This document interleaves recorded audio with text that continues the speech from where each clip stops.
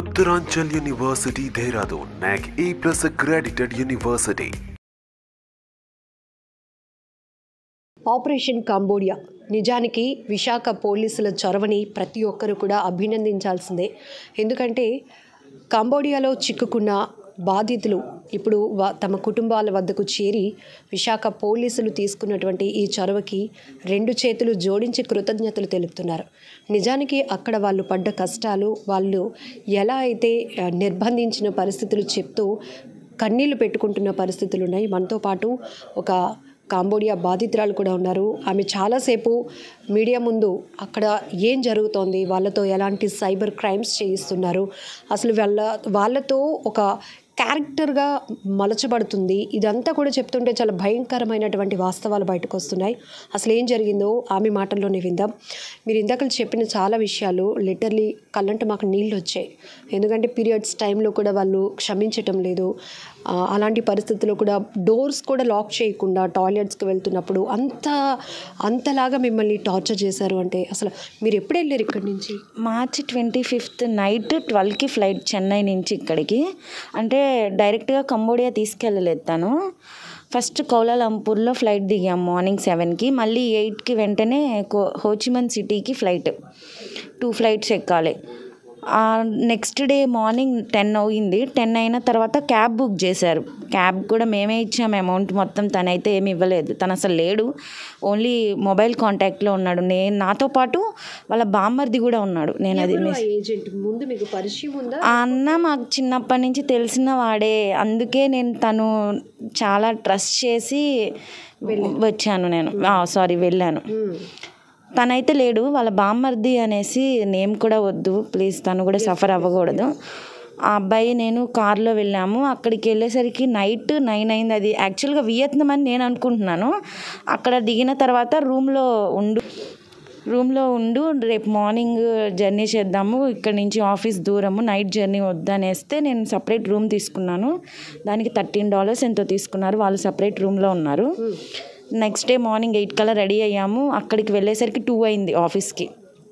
First అయితే food ఇచ్చారు, తిన్నాం మేము.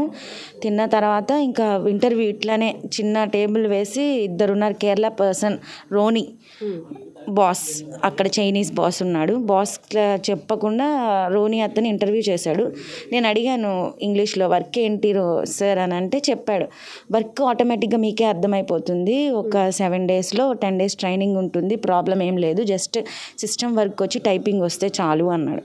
నాకు అప్పుడు డౌట్ వచ్చింది, అన్న కాలింగ్ అన్నాడు కదా, ఇతను ఏంటి సిస్టమ్ వర్క్ అంటున్నాడు, సరే చూద్దాం ఒక 10 డేసే కదా అన్నాను. అన్నకి వెంటనే కాల్ చేస్తే కాల్ లిఫ్ట్ చేయలేదు. సో సరే ట్రైనింగ్ అన్నారు కదా, అప్పటికి పాస్పోర్ట్ తీసుకోలేదు. Second day morning passport hand over చేసుకున్నారు. నేను అడిగాను, నాకు ఇంకా 10 డేస్ ట్రైనింగ్ ఉంది కదా, నేను ఇవ్వను అంటే పాస్పోర్ట్ ఇస్తేనే ఆ ట్రైనింగ్ ఇస్తామని చెప్పారు. ఓకే అని చెప్పి సరే అందరూ ఇస్తున్నారు, నాతో పాటు వచ్చిన వాళ్ళు అందరూ అలా చేసిన వాళ్ళే, సరే ఏముందిలే అన్న తెలిసిన వాడు మనకి ఇట్లా ఎందుకు చేస్తాడనేసి పాస్పోర్ట్ ఇచ్చేసాను. 3 డేస్ ట్రైనింగ్ అయింది. వర్క్ తెలిసిపోయింది నాకు, ఫస్ట్ డేనే తెలిసిపోయింది. ఇట్లా ఇన్స్టాగ్రామ్లో ఒక మంచి అమ్మాయి, ఫేర్ అమ్మాయిని పిక్ తీసుకొని తన సెల్ఫీస్ అన్నీ స్టోర్ చేసుకోవాలి. స్టోర్ చేసుకున్న తర్వాత మనకి టెలిగ్రామ్స్ ఐడీస్ క్రియేట్ చేసుకోవాలి, డేటింగ్ యాప్స్ డౌన్లోడ్ చేసుకోవాలి, మనకి యాపిల్ ఫోన్స్ ఇస్తారు, క్రియేట్ చేసుకోవాలి. డేటింగ్ యాప్స్ యాపిల్ మొబైల్స్ ఇస్తారు మనకి, చిన్న ఈ స్టార్టింగ్ యాపిల్, నాకు ఆ సిరీస్ కూడా తెలీదు, 4-5 ఇస్తారు. ఒక్కొక్క దాంట్లో సిమ్ వేసేసి టెలిగ్రామ్ ఐడీస్ ఎన్ని కావాలంటే అన్ని క్రియేట్ చేసుకోవటం. ఆ ప్రొఫైల్ మన ఇష్టం, ఎన్ని ప్రొఫైల్స్ కావాలంటే అన్ని ప్రొఫైల్ పిక్స్ అనమాట, మంచి ఫేర్ ఉన్న అమ్మాయిల పిక్స్, ఎన్ని క్యారెక్టర్స్ అయినా మన ఇష్టం, అది మన మైండ్ సెట్ని బట్టి టార్గెట్ క్యాపబిలిటీ, మన మైండ్ పవర్ ఎంత. ఎందుకంటే ఒక్కడికి వేరే ప్రొఫైల్ని షేర్ చేయకుండా ఆ క్యాపబిలిటీని బట్టి చేసుకోవాలని చెప్పారు. సరే ఏంటి వర్క్ ఇలా ఉంది, మరి ఏం చేద్దామని అన్నకు ఫోన్ చేస్తే, ఒక మంత్ చూడమ్మా, నచ్చకపోతే నేను వేరే దాంట్లో పెడతాను, కాలింగ్ దాంట్లో అన్నాడు. సరే అని చిన్న బ్రేక్ అండి. ఇప్పుడు మీరు అంటున్న ఈ అన్న ఈ పని అక్కడ చేయాల్సి వస్తుందని మిమ్మల్ని పంపించాడా? అతనికి కూడా నాలెడ్జ్ లేదు? అతనికి ఉంది. అతనికి నాలెడ్జ్ లేకుండానే నాకన్నా ముందు చాలా మందిని పంపించాడు కదా. నాకన్నా ముందే విజయవాడ అబ్బాయి ఉన్నాడు, మంగళగిరి అమ్మాయి ఉంది. సో ఇంకా నాకు తెలియకుండా ఉండే ఉంటారు మేబీ. ఎందుకంటే నేను 2 months స్పెండ్ చేశాను, ఎవరితో ఏం మాట్లాడేదాన్ని కాదు. ఎందుకంటే వాళ్ళ లాంగ్వేజ్ నాకు రాదు. బట్ ప్లస్ నాకు నచ్చలేదు నాకు వాళ్ళ బిహేవియర్. డ్రగ్స్ తీసుకుంటారు, సంథింగ్ ఏదో తీసుకొని నములుతూ ఉంటారు. నాకు ఆ స్మెల్ నచ్చక వామిటింగ్స్ అయ్యాయి. సో నాకు ఎవరితో బాండింగ్ ఎక్కువ లేదు. సో వర్క్ స్టేషన్లోనే వీళ్ళు డ్రగ్స్ తీసుకోవడం అంతా లిఫ్ట్ ఉంటుంది మేడం. లిఫ్ట్ దగ్గరే జెంట్స్ అందరూ స్మోక్ చేస్తారు, డ్రగ్స్ తీసుకుంటారు, అన్నీ అక్కడే.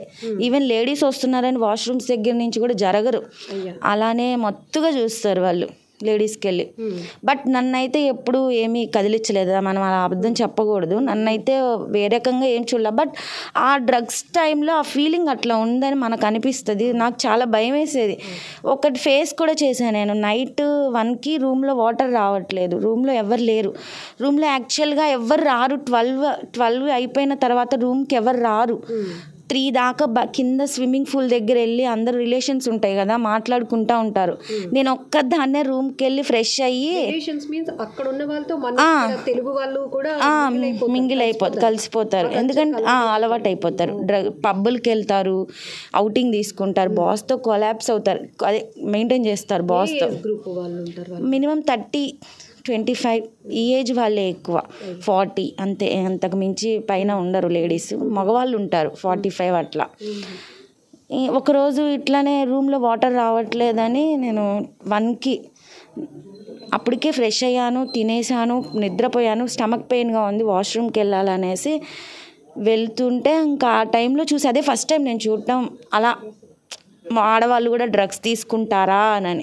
నేను వెళ్ళిన 1 monthకి లిఫ్ట్ దగ్గర, వాష్రూమ్ దగ్గర అన్నీ ఒకే చోట మేడం. ఆఫీస్ దగ్గర లిఫ్ట్ ఎదురు పక్కన వాష్రూమ్స్ అనమాట. Ladies seat, gents seat. అక్కడ ఇద్దరు కూర్చున్నారు, కదలటం లేదు. ఇట్లా చూస్తారు, అట్లా చూస్తారు, సీరియస్గా చూస్తారు. అమ్మ ఆ రోజు చాలా ఫేస్ చేశాను. ఎవరికి చెప్పాలో తెలియలేదు. ఇంట్లో వాళ్ళకి ఫోన్ చేసి చెప్దామంటే అసలు ఇంట్లో వాళ్ళకి ఈ వర్క్ అని తెలీదు. మా హస్బెండ్కి చెప్తే ఆల్రెడీ కొంచెం తెలిసింది, అసలు నువ్వు ఎందుకు వెళ్ళావు అనేసి గొడవలు అవుతున్నాయి. ఎవరికి చెప్పాలో తెలియలా. ఇంకా అట్లానే ఫోన్ లైట్ వేసుకొని వెళ్ళేసి వచ్చి అది ఒకటి ఫేస్ చేశాను నేను బాగా. ఇంకోటి డేట్ టైంలో నేను మంత్లీ 2 అయ్యాను అక్కడ. ఆ ఫుడ్కో ఆ ఓవర్ హీట్కో తెలీదు. Only basmati rice, chicken, buffalo curry. మేమైతే అది టచ్ కూడా చేయము. ఆ కర్రీ వండిన రోజు చికెన్ ఇస్తారు, బట్ అది మనం తినలేము. ఓన్లీ రైస్ విత్ వాటర్ తినేదాన్ని నేను. వెళ్ళిన 2 months నేను మ్యాక్సిమం ఫుడ్ స్కిప్ చేసేదాన్ని.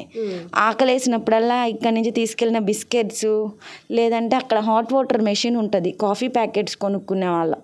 ఆ కాఫీ ప్యాకెట్స్ కొనుక్కొని బిస్కెట్స్ తిని అలా అలవాటే ఆ ఫుడ్ లేకపోవటం వల్లే నాకు హెల్త్ కండిషన్ చాలా సీరియస్ అయింది. బ్లడ్ లాస్ అయిపోయింది, 6%కి పడిపోయింది. ఇవన్నీ చెప్పినా వాళ్ళు పంపించలా. ఫైనల్గా ఒక నైట్ 12కి ఎందుకో కిందకు వచ్చాను నేను. మా పిల్లలతో మాట్లాడతాను. రూమ్స్లో సిగ్నల్స్ ఉండవు, వైఫై. మీకు వర్క్ స్టేషన్లో ఫోన్స్ ఇస్తారా? ఇవ్వరు. అసలు టచ్ చేసినా ఫైన్ వేస్తారు. అసలు వీడియో కాల్స్ ఎలవ్ లేదు. మనం ఒకవేళ మన ఇంట్లో వాళ్ళతో మాట్లాడాలన్నా ఫైన్ వేసేస్తారు. చూస్తే కంపల్సరీగా ఫైన్ వేస్తారు. ఒక 5 minutes లేట్ అయినా ఫైన్ వేస్తారు. వర్క్ చేయకుండా కాసేపు చేతులు ఇట్లా అనుకుంటున్నా ఫైన్ వేస్తారు. ఇట్లా బాడీ రిలాక్స్డ్గా పెట్టినా ఫైన్ వేస్తారు. ఏది చేసినా తప్పే వాళ్ళకి. అది పూర్తిగా మీ మైండ్, మీ నాలెడ్జ్ అంతా కూడా అటెన్షన్ పెట్టాలి. స్ట్రిక్ట్గా కూర్చోవాలి. వాళ్ళకి మనం బానిస లాగా అంతే. ఇప్పుడు రోజుకి ఏమైనా టార్గెట్ ఇచ్చి అది రీచ్ అవ్వకపోతే మీకు ఎట్లాంటి? రోజుకి టార్గెట్ అని కాదు. ఫస్ట్ మంత్ $800 ఇస్తామని చెప్తారు. సెకండ్ మంత్ 800 ఇస్తామంటారు, కానీ ఇవ్వరు నాకు తెలిసి. ఒక్క రీఛార్జ్ అన్నా చేయాలి. రీఛార్జ్ అంటే కస్టమర్ దగ్గర నుంచి మనం అమౌంట్ చేసుకోవాలా. అది చేయకపోతే మంత్లీ 200 డిడక్ట్ అవుతూ ఉంటాయి. అలా లీస్ట్కి $100 కూడా అవ్వచ్చు. ఇప్పుడు మీరు చెప్పారు ఒక ఫేక్ ప్రొఫైల్. మన కెపాసిటీ బట్టి మనం ఎన్నైనా మేనేజ్ చేయొచ్చు. ఒక్కరికి తెలియకుండా ఒక ప్రొఫైల్తో చాటింగ్ అనేది. ఎక్కువగా టార్గెటెడ్ పీపుల్ ఎవరికి మిమ్మల్ని ఒక రకంగా తెలుగు భాష చెప్పాలంటే వల వేయమని మీకు చెప్తా ఉంటారు. ఎవరు మీకు కనెక్ట్ అవుతూ ఉంటారు? Rich kids, divorced people. Okay. అదేమంటారు, ఏజ్ పర్సన్స్, 50 years 45 years వాళ్ళు వాళ్ళ వైఫులతో మెంటల్గా సపరేట్ అయిన వాళ్ళు, ఫిజికల్ రిలేషన్షిప్ లేని వాళ్ళు, వాళ్ళు ఎక్కువ ఇంట్రెస్ట్ చూపిస్తారు. వాళ్ళ చాటింగ్లో తెలిసిపోతుంది వాళ్ళు రిచ్చా కాదా, వాళ్ళ వర్క్ ఏంటి అనేది మనం ముందు ఇంట్రొడక్షన్లో అడుగుతాము. అడిగిన తర్వాత ఇట్లా మనం అడుగుతాం, మీ వైఫ్ ఎలా ఉంటారంటే నా వైఫ్కి నాకు కనెక్షన్ లేదు, మేము డివోర్స్డ్ అని, అట్లా ఆటోమేటిక్గా వాళ్ళే చెప్పేస్తారు. అంటే మీరు ఒక అమ్మాయి, ఈ అమ్మాయి నాకు కనెక్ట్ అయింది, సో ఒక ట్రస్ట్ ఫండ్ నడుస్తుంది కాబట్టి నేను అన్ని షేర్ చేసుకుంటే తను నాకు ఆఫర్ చేస్తుంది అన్నది అంతే అంతే. 7 days ఇస్తారు మేడం. దానికి మనకు బోర్డు ఇస్తారు, బోర్డులో ఎక్స్ప్లెయిన్ చేస్తారు. First day introduction, second day ఇది, థర్డ్ డే ఇది, ఫోర్త్ డే ఇది, ఫిఫ్త్ డే మనీ వేయించాలి, సిక్స్త్ డే వాడి దగ్గర నుంచి మనం ఇంకా వేయించాలి అనేది ఒక టార్గెట్ అనమాట. 7 days ప్రాసెస్ అది. అట్లా ఇప్పుడు కస్టమర్ నుంచి మనీ వేయించడం అంటున్నారు, రీఛార్జ్ అని మీరు అంటున్నారు, ఏంటది? అంటే ఒక పర్సన్ నుంచి ఎంత అమౌంట్ ఎట్లా చేసుకుంటారు? ఇప్పుడు ఇట్లా మనం బాగా రిలేషన్షిప్ మెయింటైన్ చేసుకున్న తర్వాత నేను ఇట్లా ఏమంటారు సెకండ్ ఇన్కమ్ కింద ఇట్లా బిజినెస్ చేస్తున్నా నేను. నీకేమన్నా ఇంట్రెస్ట్ ఉందా, దాంట్లో నాకు చాలా మంచిగా ఇన్కమ్ వస్తుంది, నీకు ఇంట్రెస్ట్ ఉంటే నేను గైడ్ చేస్తా అని చెప్తే ఒక ఫస్ట్ డే ఓకే అని కొంతమంది ఇంట్రెస్ట్ చూపించి అప్పుడే అవ్వచ్చు, లేదంటే 2 days తర్వాత స్కిప్ చేసి అడగొచ్చు. ప్రాసెస్ అనమాట. నేను గైడ్ చేస్తా, కస్టమర్ కేర్ కాల్ చేస్తారు, అది ఇది అని మన సో ఏదో ఒకటి చెప్తాం. వాడు మన ఇన్స్ట్రక్షన్స్ ఫాలో అయ్యి లాగిన్ పాస్వర్డ్ చెప్తూ ఉంటే వాడు లాగిన్ చేస్తాడు, అకౌంట్ క్రియేట్ చేస్తాడు, అకౌంట్లో మనీ వేస్తాడు INRగా. ఇవి ఇంకా టీమ్ లీడర్ తీసుకొని అవి $గా చేంజ్ చేసుకొని అది ఇంకా తర్వాత నాకు ఆ వర్క్ తెలియదు, ఎందుకంటే నేను ఒక్క రీఛార్జ్ కూడా చేయలేదు. మన ఇండియా డబ్బులు ఎవరికి షేర్ చేయలే, చైనీస్ వాళ్ళకి. నేను లాస్ అయ్యి వచ్చాను అంతే. సో ఇక్కడ మీకులాగే చాలామంది ఇండియన్ అమ్మాయిలు ఉన్నారు, వాళ్ళు మళ్ళీ మన ఇండియన్ పీపుల్ని టార్గెట్ చేస్తున్నారు, మొత్తం ఆర్థికంగా మనల్ని దెబ్బ కొట్టాలి అనేది ఇక్కడ ఒక పెద్ద ముఠాగా నడుస్తోంది అని కూడా మీరు ఇందాక ప్రెస్ మీట్లో చెప్పున్నారు. సో అమ్మాయిలు ఒకవేళ అక్కడ కల్చర్కి ఎడిక్ట్ అవ్వడం కానీ, బాగా ఎర్న్ చేస్తున్నాం కాబట్టి ఈ పని బాగానే ఉంది అనుకునే వాళ్ళు ఎట్లా ఉంటారండి? వాళ్ళు చక్కగా ఏమంటారు పార్లర్కి వెళ్తారు, వీక్ ఆఫ్ ఉంటుంది, monthly second Saturday, fourth Saturday 6 నుంచి నైట్ 12 వరకు డ్యూటీస్ అనమాట. ఆ టైంలో వాళ్ళు మిడ్ నైట్ వెళ్ళి పబ్బులకి వెళ్ళి పార్లర్కి వెళ్ళి ఫేర్గా తయారై వస్తారు. సో వాళ్ళకి ఆటోమేటిక్గా కల్చర్ అలవాటు అయిపోయింది, అది ఇష్టం, వాళ్ళు ఎంజాయ్ చేస్తారు వర్క్. అది సో వాళ్ళు ఎంతవరకు హై ఎండ్గా ఎర్న్ చేస్తారు మేడం? $2,000 పర్ మంత్ ఒకళ్ళకి $4,000 పర్ మంత్కి. నేమ్స్ కాదు, వీళ్ళిద్దరు కాలర్సే అనమాట. వాళ్ళకి యాక్చువల్గా ఇంతకుముందు $800 శాలరీ, ఇప్పుడు కాలింగ్ పెట్టుకున్నారు సపరేట్గా. ఇంక ఏం చాటింగ్ చేయరు వాళ్ళు. ఒక చిన్న రూమ్ ఇస్తారు, ఒక సోఫా ఇస్తారు వాళ్ళకి. ఆ సోఫా మీద కూర్చుంటే ఎవరెవరికి కాల్స్ కావాలో ఇట్లా మేము ఉంటాం కదా స్టాఫ్, వాళ్ళ దగ్గరికి వెళ్ళి కాల్స్ చేయించుకుంటాం. ఫర్ ఎగ్జాంపుల్ నాకు హిందీ రాదు, హిందీ కాలింగ్ వెళ్ళి తన దగ్గరికి వెళ్ళి మాట్లాడాలి. అప్పుడు మాట్లాడినందుకు తనకి $2,000 శాలరీ అనమాట, డాలర్స్ శాలరీ. ప్లస్ ఈ కస్టమర్ కనుక తనకి రీఛార్జ్ చేసి మనీ ఎర్న్ చేస్తే తనకి పర్సంటేజ్ ఇస్తారు.